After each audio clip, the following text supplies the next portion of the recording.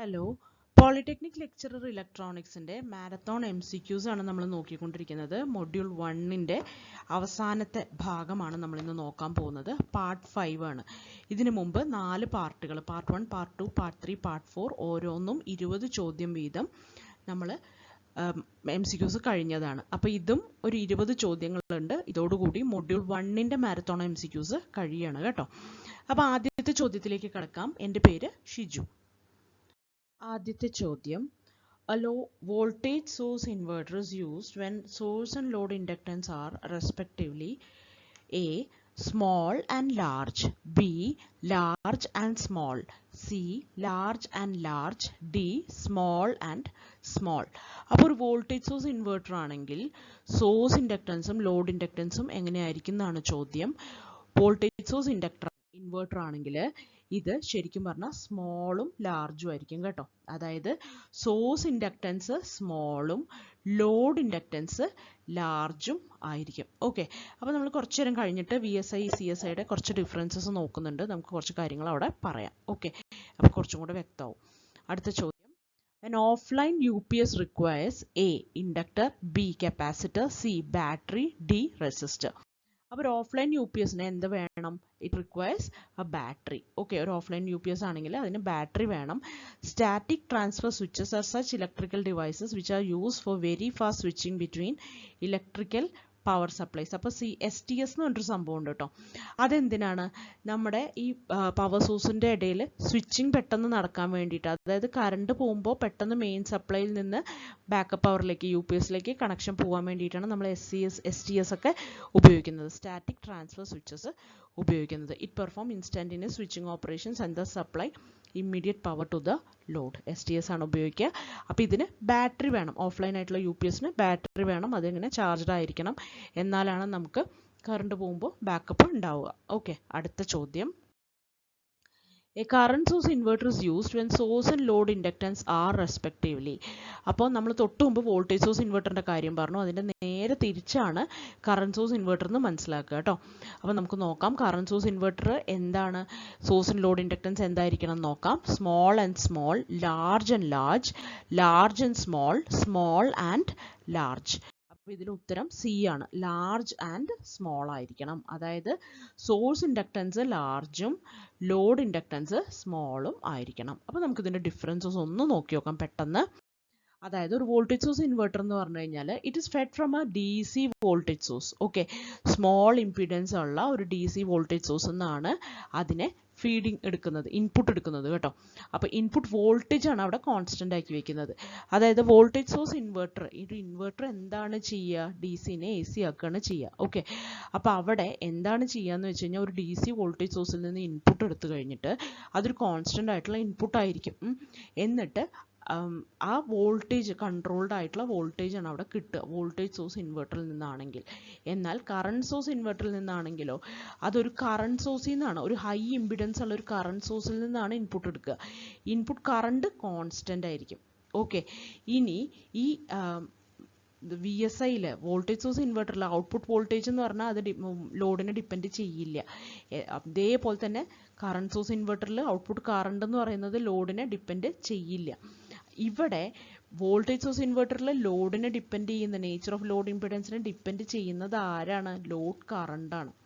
Okay, അതേപോലെ തന്നെ current source ഇൻവെർട്ടറിൽ load ഇംപിഡൻസിനെ depend ചെയ്യുന്നത് ആരാണ്? ഔട്ട്പുട്ട് വോൾട്ടേജ് ആണ്. Magnitude of output voltage and it's wave form depends upon the nature of load impedance. ഇനി ഇവിടെ VSI എന്ന് പറഞ്ഞാൽ ശരിക്കും എന്താണ്? അതൊരു ഇൻപുട്ട് DC സോഴ്സിൻ്റെ കൂടെ ഒരു large capacitor in parallel connect ചെയ്യുന്നതിനെയാണ് ഈ വോൾട്ടേജ് സോഴ്സ് ഇൻവെർട്ടർ എന്ന് പറയുന്നത്. അതിനകത്ത് ഫീഡ്ബാക്ക് ഡയോഡ്സ് ഒക്കെ നമ്മൾ ഉപയോഗിക്കാറുണ്ട്. ഇനി ഇവിടെ കറണ്ട് സോഴ്സ് ഇൻവെർട്ടർ എന്ന് പറഞ്ഞു കഴിഞ്ഞാൽ എന്താണ്? അതൊരു DC സോഴ്സ് ആണ് in series with a large inductor. Large ഇൻഡക്ടറിനെ സീരീസ് ആയിട്ട് വെക്കുന്നതിനെയാണ് ഇവിടെ ഒരു CSI, ഒരു കറണ്ട് സോഴ്സ് ഇൻവെർട്ടർ എന്ന് പറയുന്നത്. അതുകൊണ്ടാണ് നമ്മൾ ലാർജ് ഇൻഡക്ടർ സോഴ്സിൽ ഉപയോഗിക്കും എന്ന് പറയുന്നത് കറണ്ടിന്. ഓക്കെ, അതേപോലെ തന്നെ അതിന് ഫീഡ്ബാക്ക് ഡയോഡ്സ് ഒന്നും റിക്വയർഡ് അല്ല. അതേപോലെ ഒരു കാര്യം എന്താണെന്ന് വെച്ച് കഴിഞ്ഞാൽ, അപ്പോൾ ഇവിടെ കറണ്ട് സോഴ്സ് ഇൻവെർട്ടറിൽ എന്താണ്? കറണ്ടാണ് കൺട്രോൾഡ് ആവുന്നത്. പിന്നെ അതിനകത്ത് ഇൻഡക്ടർ ആണ് സീരീസ് ആയിട്ട് വെക്കുന്നത്. ഫിക്സഡ് ആയിട്ടുള്ള DC കറണ്ടാണ് ഇൻപുട്ട് വരുന്നത്. ഇത്രയും കാര്യങ്ങൾ മനസ്സിലായല്ലോ. ഇവിടെ മനസ്സിലാക്കേണ്ട കാര്യം വോൾട്ടേജ് സോഴ്സ് ഇൻവെർട്ടറിൽ ലാർജ് ആയിട്ടുള്ള ഒരു കപ്പാസിറ്ററാണ് പാരലലായിട്ട് വെച്ചിട്ടുള്ളത് ഇൻപുട്ട് സോഴ്സിന്. ഓക്കെ, അതേപോലെ തന്നെ ഇവിടെ വോൾട്ടേജ് കോൺസ്റ്റൻ്റ് ആണ്. VSIയിൽ വോൾട്ടേജ് കോൺസ്റ്റൻ്റ് ആണ്, ഇൻപുട്ട് വോൾട്ടേജ് കോൺസ്റ്റൻ്റ് ആണ്. അപ്പോൾ ഇൻപുട്ട് വോൾട്ടേജ് കൺട്രോളാണ് അവിടെ നടക്കുന്നത്. ഓക്കെ, വോൾട്ടേജ് കൺട്രോളാണ് അവിടെ നടക്കുന്നത്. ഇനി അവിടെ PWM ടെക്നിക്ക് നമ്മൾ ഉപയോഗിക്കാറുണ്ട് VSIയിൽ. PWM ടെക്നിക്ക് CSIയിൽ ഉപയോഗിക്കാറില്ല. ഇനി വോൾട്ടേജ് സോഴ്സ് ഇൻവെർട്ടറിൽ power BJT, power MOSFET, IGBT, GTO, ഈ സെൽഫ് കമ്മ്യൂട്ടേഷനുള്ള ഈ ഇതൊക്കെ യൂസ് ചെയ്യാൻ പറ്റും. ഈ ഡിവൈസസൊക്കെ അതിൽ VSIക്കകത്ത് ഉപയോഗിക്കാൻ പറ്റും. ഇതൊന്നും CSIക്കകത്ത് ഉപയോഗിക്കാൻ പറ്റില്ല. ബിക്കോസ് ഇത് റിവേഴ്സ് വോൾട്ടേജ് വിത്ത്സ്റ്റാൻഡ് ചെയ്യേണ്ടി വരും. തൈറിസ്റ്റേഴ്സ് ആണ് ഇവിടെ ഉപയോഗിക്കുക. അപ്പോൾ കറണ്ട് സോഴ്സ് ഇൻവെർട്ടർ എന്ന് പറയുമ്പോൾ ഒരു തൈറിസ്റ്റർ ഓർമ്മ വരണം. അതേപോലെ തന്നെ ഒരു ലാർജ് ഇൻഡക്ടർ ഇൻ സീരീസ് വിത്ത് സോഴ്സാണ് കൊടുത്തിട്ടുള്ളതെന്ന് ഓർമ്മ വരണം. കോൺസ്റ്റൻ്റ് ആയിട്ടുള്ള കറണ്ടാണ് ഇവിടെ വരുന്നതെന്ന് ഓർമ്മ വരണം. അപ്പോൾ ലാർജ് ആയിട്ടുള്ള ഒരു ഇൻഡക്ടറാണ് സീരീസ് ആയിട്ട് കൊടുത്തിട്ടുള്ളത് എന്നുള്ളത് കൊണ്ട് തന്നെ കറണ്ട് സോഴ്സ് ഇൻവെർട്ടറിനകത്ത് ഒരു കാര്യം മനസ്സിലാക്കുക, സോഴ്സ് ഇൻഡക്റ്റൻസ് എന്ന് പറഞ്ഞാൽ എന്തായിരിക്കും? സോഴ്സ് ഇൻഡക്റ്റൻസ് ലാർജ് ആയിരിക്കും. സോഴ്സ് ഇൻഡക്റ്റൻസ് ലാർജ് ആയിരിക്കും. അതേപോലെ തന്നെ ലോഡ് ഇൻഡക്റ്റൻസ് സ്മോളും ആയിരിക്കും. അതിൻ്റെ നേരെ തിരിച്ചാണ് വോൾട്ടേജ് സോഴ്സ് ഇൻവെർട്ടറിൽ വരിക. അപ്പോൾ ഇതൊന്ന് കണക്ട് ചെയ്ത് പഠിച്ചു വെക്കുക കേട്ടോ. അടുത്ത ചോദ്യം, ദ ഔട്ട്പുട്ട് ഓഫ് SMPSൻ്റെ ഔട്ട്പുട്ട് എന്തായിരിക്കും എന്നാണ് ചോദിക്കുന്നത്. അതൊരു പൾസേറ്റിംഗ് DC ആയിരിക്കുമോ, വോൾട്ടേജ് സ്വീപ്പ് ആയിരിക്കുമോ, AC ആണോ, DC ആണോ? അപ്പോൾ SMPS എന്താണ് ചെയ്യുന്നത്? SMPS എന്ന് പറഞ്ഞു കഴിഞ്ഞാൽ എന്താണ്? അതൊരു പവർ സപ്ലൈ ആണ്, സ്വിച്ച് മോഡ് പവർ സപ്ലൈ ആണ്. അത് AC DC ആയിട്ട് കൺവേർട്ട് ചെയ്യുന്ന ആളാണ്. അപ്പോൾ DC ആണ് ഔട്ട്പുട്ട് എന്ന് പറയുന്നത്. അപ്പോൾ output of SMPS is DC. അടുത്ത ചോദ്യം, അഞ്ചാമത്തെ ചോദ്യം, in which of the following both frequency and voltage can be controlled? ഫ്രീക്വൻസിയും വോൾട്ടേജും കൂടെ കൺട്രോൾ ചെയ്യാൻ പറ്റുന്നത് ഏതിലാണ് എന്നാണ് ചോദ്യം. അപ്പം നമ്മളിപ്പോൾ പഠിച്ചതിൽ ഇൻവെർട്ടറിൽ കൺട്രോൾ ചെയ്യാൻ പറ്റും എന്ന് നമ്മൾ പഠിച്ചിട്ടുണ്ട് കേട്ടോ. അപ്പോൾ inverter, cyclo converter, AC voltage controller, ഇത് മൂന്നും പറ്റില്ല, ഇൻവെർട്ടർ മാത്രമേ പറ്റുള്ളൂ. അതേപോലെ തന്നെ cyclo converter, AC voltage controller, അതിലും പറ്റില്ല. അതേപോലെ തന്നെ ഇൻവെർട്ടർ ആൻഡ് സൈക്ലോ കൺട്രോളർ, അടുത്തത് inverter and AC voltage controller. Actually ഇതിൻ്റെ ഉത്തരം വരുന്നത് C ആണ് കേട്ടോ, inverter and cyclo controller. Okay, ഇവിടുത്തെ ഉത്തരം ഇൻവെർട്ടർ ആൻഡ് സൈക്ലോ കൺട്രോളർ ആവുന്നത് എങ്ങനെയാണെന്ന് വെച്ച് കഴിഞ്ഞാൽ, ഇൻവെർട്ടർ എന്ന് പറഞ്ഞാൽ നമുക്കറിയാം വോൾട്ടേജും ഫ്രീക്വൻസിയും കൺട്രോൾ ചെയ്യാൻ പറ്റുന്ന ആളാണ് ഇൻവെർട്ടർ എന്ന് പറയുന്നത്. അതേപോലെ തന്നെ സൈക്ലോ കൺട്രോളർ എന്ന് പറഞ്ഞു കഴിഞ്ഞാൽ അവിടെ എന്താ ചെയ്യുക, ഒരു AC സിഗ്നലിനെ ഫ്രീക്വൻസി വേറൊരു ഫ്രീക്വൻസിയിലേക്ക് കൺവേർട്ട് ചെയ്യുന്നതിനെയാണ് സൈക്ലോ കൺട്രോളർ എന്ന് പറയുന്നത് കേട്ടോ. അപ്പോൾ അത് അവിടെ നടക്കുന്നുണ്ട്. AC വോൾട്ടേജ് കൺട്രോളർ എന്ന് പറയുന്ന ആൾ എന്താണെന്ന് ചെയ്യണമെന്ന് വെച്ച് കഴിഞ്ഞാൽ, AC വോൾട്ടേജ് കൺട്രോളറിൽ RMS വോൾട്ടേജിനെ മാറ്റും. ഓക്കെ, ACയുടെ RMS വോൾട്ടേജ് മാറ്റും, പക്ഷേ അവിടെ ഫ്രീക്വൻസി മാറുന്നില്ല, ഫ്രീക്വൻസിനെ കൺട്രോൾ ചെയ്യുന്നില്ല. അതുകൊണ്ടാണ് AC വോൾട്ടേജ് കൺട്രോളർ വന്നിട്ടുള്ള ഓപ്ഷൻസ് ഒന്നും നമ്മൾ എടുക്കാത്തത് കേട്ടോ. Cyclo controller or cyclo converter എന്ന് പറഞ്ഞു കഴിഞ്ഞാൽ പക്ഷേ AC to AC കൺവേർഷനാണ്. അവിടെ ഫ്രീക്വൻസി ആൻഡ് വോൾട്ടേജ് നമുക്ക് കൺട്രോൾ ചെയ്യാൻ പറ്റും. അടുത്ത ചോദ്യം, which harmful gas can be released during the improper incineration of e-waste? Incineration എന്ന് പറഞ്ഞാൽ എന്താണ്? അതായത് ഒരു മൂടിയ ഫർണസിൽ ഇട്ടിട്ട് ഹൈ ടെമ്പറേച്ചറിലിട്ട് കമ്പസ്റ്റ് ചെയ്ത് കളയുക, കത്തിച്ച് കളയുന്നതിനാണ് ഇൻസിനറേഷൻ എന്ന് പറയുന്നത്. അപ്പോൾ ഏത് ഹാംഫുൾ ഗ്യാസ് ആണ് ഇംപ്രോപ്പർ ആയിട്ടുള്ള ഇൻസിനറേഷനിലൂടെ, വേസ്റ്റ് ഇൻസിനറേഷനിലൂടെ റിലീസ് ആവുന്നതെന്നാണ് ചോദ്യം. Carbon dioxide, methane, dioxin, ozone. അപ്പോൾ ഇതിൻ്റെ ആൻസർ ഡയോക്സിൻ ആണ് കേട്ടോ. അപ്പോൾ dioxin is release during improper incineration of e-waste. അടുത്ത ചോദ്യം, a PWM switching scheme is used in single phase inverters too. PWM switching scheme എന്തിനാണ് ഉപയോഗിക്കുന്നത് സിംഗിൾ ഫേസ് ഇൻവെർട്ടേഴ്സിൽ? To reduce a higher order harmonics, minimise the effect of load, reduce a lower order harmonics, reduce a total harmonic distortion. ഇതിനെന്തിനാണ് ഉപയോഗിക്കുന്നത്? Lower order harmonics reduce ചെയ്യാൻ വേണ്ടിയിട്ടാണ് PWM switching scheme നമ്മൾ ഉപയോഗിക്കുന്നത്. അപ്പോൾ ലോവർ ഓർഡർ ഹാർമോണിക്സ് റെഡ്യൂസ് ചെയ്യാൻ നമ്മൾ ഇപ്പോൾ പഠിച്ചു, VSIക്കകത്ത് PWM ഉപയോഗിക്കും എന്ന് നമ്മൾ പഠിച്ചു. അപ്പോൾ അത് ഇതിന് വേണ്ടിയിട്ടാണ്, ലോവർ ഓർഡർ ഹാർമോണിക്സ് കുറയ്ക്കാൻ വേണ്ടിയിട്ടാണ് വോൾട്ടേജ് സോഴ്സ് ഇൻവെർട്ടറിലൊക്കെ നമ്മൾ PWM സ്വിച്ചിങ് സ്കീം ഉപയോഗിക്കുന്നത്. അടുത്ത ചോദ്യം, what's the main challenge in recycling printed circuit boards from e-waste? അപ്പോൾ PCB റീസൈക്കിൾ ചെയ്യുമ്പോഴുള്ള മെയിൻ ചലഞ്ച് എന്താണെന്നാണ് ചോദിക്കുന്നത്. ഹൈ പ്ലാസ്റ്റിക് കണ്ടന്റ് ആണോ, കോംപ്ലക്സിറ്റി ഓഫ് മെറ്റീരിയൽസ് ആണോ, സൈസ് ഓഫ് കോമ്പണൻസ് ആണോ, കളർ വേരിയേഷൻ ആണോ? ഈ ക്വസ്റ്റ്യൻ നമ്മൾ നല്ലോണം വായിച്ച് നോക്കി ഓപ്ഷൻസ് നല്ലോണം നോക്കിക്കഴിഞ്ഞാൽ നമുക്ക് മനസ്സിലാവും അവിടെ കോംപ്ലക്സിറ്റി ഓഫ് മെറ്റീരിയൽസ് അല്ലേ പ്രശ്നം. മെയിൻ ആയിട്ടുള്ള ചലഞ്ച് അപ്പോൾ എന്താണ്? Complexity of materials. പലതരം സാധനങ്ങൾ PCBക്കകത്ത് ഉണ്ടാവാം, അതുകൊണ്ട് അതിൻ്റെ കോംപ്ലക്സിറ്റിയാണ് ഏറ്റവും വലിയ ചലഞ്ച്. ഓരോന്നും ഓരോ തരത്തിലായിരിക്കും നമ്മൾ വേസ്റ്റ് മാനേജ്മെൻറ്റ് ചെയ്യേണ്ടത്. അടുത്ത ചോദ്യം, which process is use to extract precious metals from waste? അപ്പോൾ വേസ്റ്റിൽ നിന്ന് എന്തൊക്കെ പ്രഷ്യസ് മെറ്റൽസ് ആണ് കിട്ടാൻ സാധ്യതയുള്ളത്? നമുക്ക് ഗോൾഡ്, സിൽവർ, അങ്ങനത്തെ കാര്യങ്ങളൊക്കെ പ്രഷ്യസ് മെറ്റൽസ് അതിൽ നിന്ന് കിട്ടും കേട്ടോ. PCBക്കകത്തു നിന്നൊക്കെ ഗോൾഡൊക്കെ കിട്ടും, സിൽവർ, പലാഡിയം, അതേപോലെ തന്നെ കോപ്പർ, അലൂമിനിയം വയേഴ്സിന് വേണ്ടി ഉപയോഗിക്കുന്നത്, അതൊക്കെ നമുക്ക് വേസ്റ്റിനകത്ത് പ്രഷ്യസ് മെറ്റൽസ് കിട്ടും. അപ്പോൾ ഏത് മെത്തേഡ് ഉപയോഗിച്ചിട്ടാണ് ഈ പ്രഷ്യസ് മെറ്റൽസ് എക്സ്ട്രാക്ട് ചെയ്യുന്നതെന്നാണ് ചോദ്യം. പൈറോളിസിസ് അല്ല, ഹൈഡ്രോമെറ്റലർജി, ഇൻസിനറേഷൻ, കമ്പോസ്റ്റിംഗ്. ഇതിനകത്ത് ഹൈഡ്രോമെറ്റലർജി ഉപയോഗിച്ചിട്ടാണ് നമ്മൾ ഈ പ്രഷ്യസ് മെറ്റൽസ് എക്സ്ട്രാക്ട് ചെയ്ത് എടുക്കുന്നത്. ഹൈഡ്രോമെറ്റലർജി എന്ന് പറഞ്ഞാൽ എന്താണ്? ഹൈഡ്രോമെറ്റലർജി എന്ന് പറഞ്ഞു കഴിഞ്ഞാൽ മെറ്റൽസ് എക്സ്ട്രാക്ട് ചെയ്യുന്ന ഒരു പ്രോസസ്സാണ് യൂസിങ് അക്വസ് സൊല്യൂഷൻ. ഓക്കെ, വെള്ളം പോലെയുള്ള എന്തെങ്കിലും സൊല്യൂഷൻ ഉപയോഗിച്ചുകൊണ്ട് ഇത് ചെയ്യുമ്പോഴാണ്, എക്സ്ട്രാക്ട് ചെയ്യുന്നതിനെയാണ് ഹൈഡ്രോമെറ്റലർജി എന്ന് പറയുന്നത് കേട്ടോ. അടുത്ത ചോദ്യം, which toxic element is commonly found in the CRT of old monitors and TVs? അപ്പോൾ പഴയ ടിവിയുടെയും ഓൾഡ് മോണിറ്റേഴ്സിൻ്റെയൊക്കെ കാഥോഡ് റേ ട്യൂബിൽ ഉണ്ടാവുന്ന ടോക്സിക് എലമെൻ്റ് ഏതാണെന്നാണ് ചോദ്യം. Cadmium, mercury, lead, arsenic. ഇതിലെ ഉത്തരം എന്താണ്? ലെഡാണ്. ഓക്കെ, അപ്പോൾ ലെഡ് പോയ്സണിങ് എന്തുകൊണ്ടാണ് ഭയങ്കര പ്രശ്നമാണ്, ലെഡ് ഭയങ്കര പ്രശ്നമാണെന്നൊക്കെ പറയാൻ കാരണം എന്താണ്? അതൊരു കാർസിനോജൻ ആണ്. ഓക്കെ, കാർസിനോജൻ എന്ന് പറഞ്ഞു കഴിഞ്ഞാൽ, കാർസിനോജനിക് ആയിട്ടുള്ള സാധനങ്ങൾ എന്ന് പറഞ്ഞു കഴിഞ്ഞാൽ അത് ക്യാൻസർ ഉണ്ടാക്കുന്ന സാധനങ്ങൾ എന്നാണ് അർത്ഥം. ഓക്കെ, ലെഡ് അതിനോടൊപ്പം തന്നെ ഇതൊരു ന്യൂറോടോക്സിൻ ആണെന്നാണ് പറയുന്നത്. ന്യൂറോടോക്സിൻ എന്ന് പറഞ്ഞു കഴിഞ്ഞാൽ നമ്മുടെ സെൻട്രൽ നെർവസ് സിസ്റ്റത്തിലേക്ക് കടന്നിട്ട് അതിൻ്റെ ഡെവലപ്മെൻറ്റ്, കുഞ്ഞുങ്ങളിലൊക്കെ അതിൻ്റെ ഡെവലപ്മെൻറ്റ് ഭയങ്കരമായിട്ട് സാരമായി ബാധിക്കുന്ന ഒരു സാധനമാണ് ഈ ലെഡ് എന്ന് പറയുന്നത് കേട്ടോ.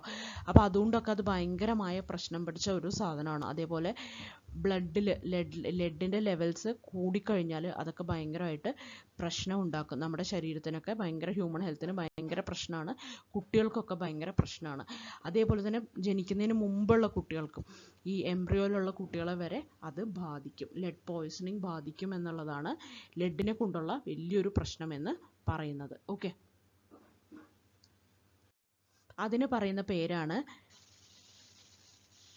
ടെറട്ടോജനിക്. ടെറട്ടോജനിക് എന്ന് പറഞ്ഞു കഴിഞ്ഞാൽ, ടെറട്ടോജനിക് എന്ന് പറഞ്ഞു കഴിഞ്ഞാൽ അതായത് developmental abnormalities in the foetus or embryo leading to birth ഡിഫെക്ട്സിനെയാണ് ഈ ടെറട്ടോജനിക് ആയിട്ടുള്ള ഒരു ടോക്സിക് എന്ന് പറയുന്നത്. അത് ലെഡൊക്കെ അങ്ങനത്തെ ഒരു ടെറട്ടോജനിക് ആണ്. അതായത് ജനിക്കുന്നതിന് മുമ്പുള്ള കുഞ്ഞുങ്ങളെ വരെ ബാധിക്കാൻ സാധ്യതയുള്ള പോയ്സണിങ് ആണ് ലെഡ് പോയ്സണിങ് കൊണ്ട് ഉണ്ടാവുന്നത്. അടുത്ത ചോദ്യം, what is the main environmental hazard of improperly disposing of lithium ion batteries found in e-waste?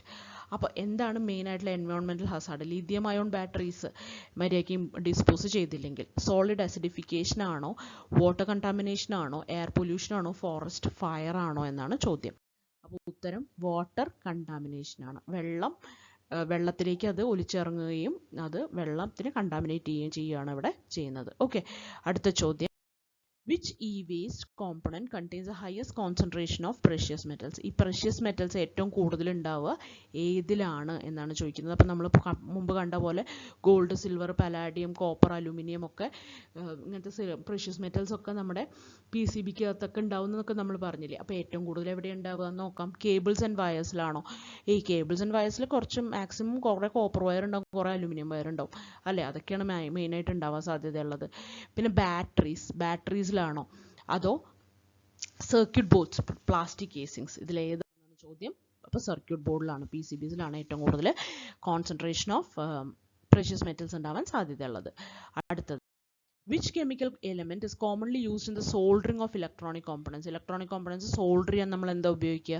Iron and copper ആണോ, ടിൻ പ്ലസ് ലെഡ് ആണോ, അലൂമിനിയം പ്ലസ് സിങ്ക് ആണോ, കോപ്പർ പ്ലസ് ടിൻ ആണോ? അത് നമ്മൾ ഉപയോഗിക്കുന്നത് ടിന്നും ലെഡും ആണ്. ഓക്കെ, സോൾഡറിങ്ങിന് നിങ്ങൾക്ക് എല്ലാവർക്കും അത് അറിയുന്നുണ്ടാവും. അടുത്ത ചോദ്യം, Which toxic material in e-waste can leach into the groundwater if improperly disposed of? അപ്പോൾ ഏത് ടോക്സിക് മെറ്റീരിയൽസ് ആണ് ഈ ഗ്രൗണ്ട് വാട്ടറിലേക്ക്, താഴെ നമ്മുടെ ഭൂമിയുടെ അടിയിലേക്കുള്ള വെള്ളത്തിലേക്ക് എത്താൻ സാധ്യതയുള്ളത് എന്നാണ് മര്യാദയ്ക്ക് ഡിസ്പോസ് ചെയ്തില്ലെങ്കിൽ? കാഡ്മിയം ആണോ, ഗോൾഡ് ആണോ, സിലിക്കൺ ആണോ, കാർബൺ ആണോ? അപ്പോൾ ഇവിടെ ഇങ്ങനെയൊക്കെ കാണുമ്പോൾ വല്ല ഡൗട്ടൊക്കെ തോന്നിക്കഴിഞ്ഞാൽ നല്ലോണം ഒന്ന് ആലോചിക്കുക. ഗോൾഡ് ഇപ്പം അങ്ങനെ വന്നാൽ വല്ല കുഴപ്പമുണ്ടോ? വലിയ കുഴപ്പമില്ല. കാരണം അതങ്ങനെ ഒരു റിയാക്റ്റീവ് ആയിട്ടുള്ള ഒരു കാര്യമല്ല, ഒരു സാധനമല്ല ഗോൾഡ്. സിലിക്കൺ ഒരു കുഴപ്പമില്ല, കാരണം സിലിക്കൺ ഡൈ ഓക്സൈഡൊക്കെ മണ്ണ് നമ്മളെപ്പോഴും കാണുന്ന മണ്ണ് തന്നെയാണ്. കാർബണും ഇപ്പോൾ എന്താ പറയുക, കാർബണിൻ്റെ വേറെ പല രൂപങ്ങളിലും വരാം. പക്ഷെ കാർബൺ എന്നുള്ള കാർബണായിട്ട് തന്നെ ഗ്രൗണ്ട് വാട്ടറിലേക്ക് വന്നു കഴിഞ്ഞാൽ വലിയ കുഴപ്പമൊന്നുമില്ല. എന്നാൽ എന്തായിരിക്കാം പ്രശ്നം? കാഡ്മിയം പ്രശ്നമാവും. ഓക്കെ, കാഡ്മിയം ഒക്കെ റിയാക്ഷനൊക്കെ വന്നു കഴിഞ്ഞാൽ ഭയങ്കര പ്രശ്നമുള്ളൊരു സാധനമാണ്. ഓക്കെ, അതൊരു വല്ലാത്തൊരു ഇ വേസ്റ്റ് ആണ്. അടുത്ത ചോദ്യം, what is the iron and steel constitute of E waste? അപ്പോൾ അയണും സ്റ്റീലും ഇ വേസ്റ്റിൽ എന്തോരം ഉണ്ട് എന്നാണ്. ഏറ്റവും കൂടുതൽ കോൺസ്റ്റിറ്റ്യൂട്ട് ചെയ്യുന്നത് അയണും സ്റ്റീലും ആണ്. 20, 30, 40, 50 ആണോ? ഇതിൽ 50% അയണും സ്റ്റീലും ആയിരിക്കും കേട്ടോ. ഇ വേസ്റ്റിൽ അയൺ ആൻഡ് സ്റ്റീൽ കോൺസ്റ്റിറ്റ്യൂട്ട് 50%.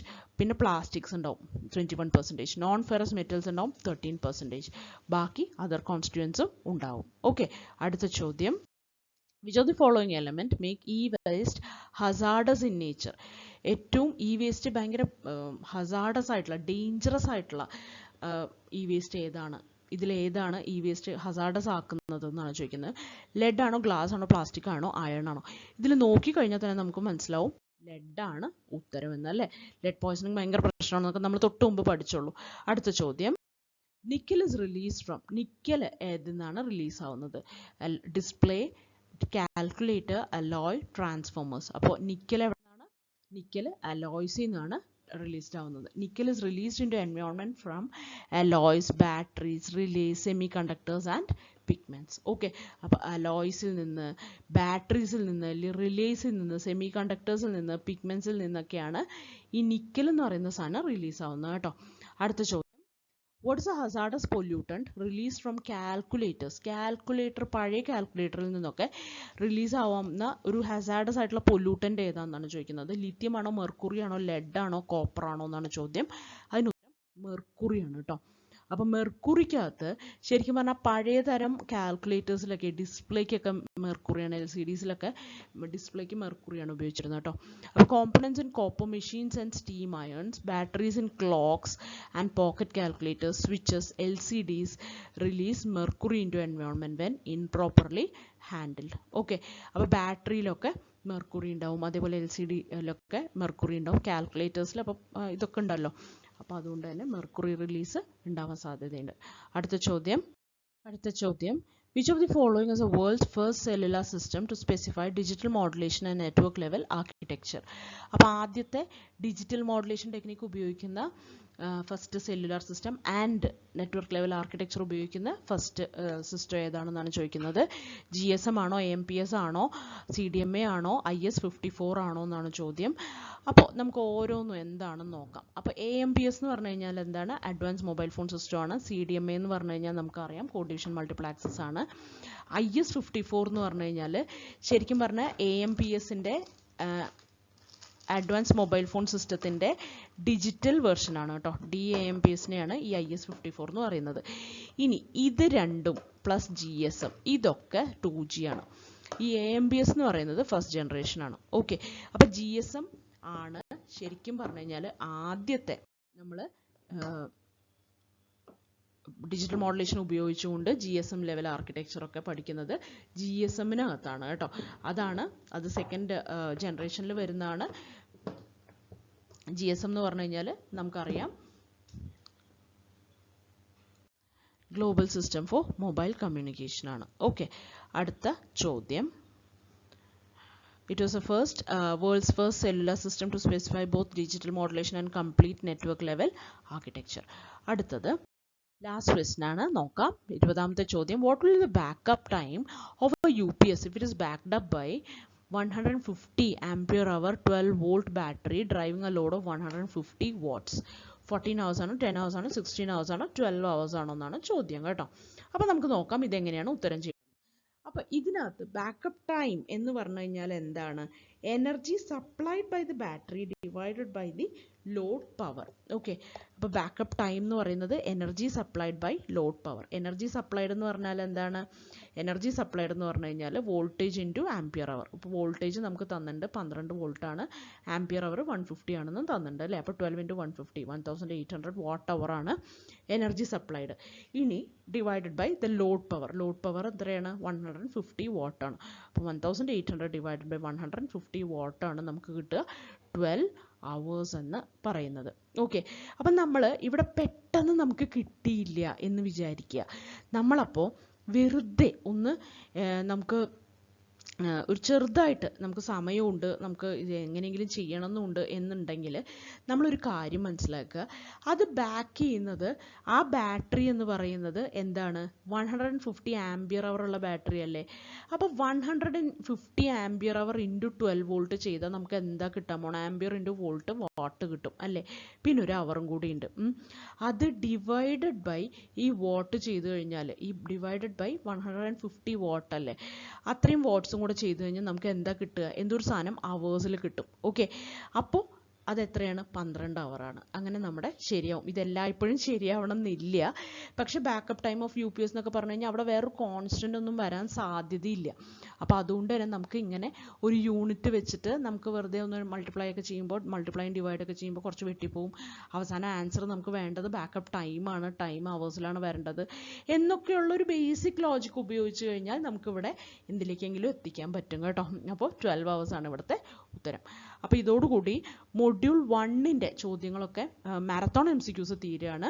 ആർക്കെങ്കിലും എന്തെങ്കിലുമൊക്കെ സംശയങ്ങളുണ്ടെങ്കിൽ നിങ്ങൾക്ക് ചോദിക്കാം. Thank you.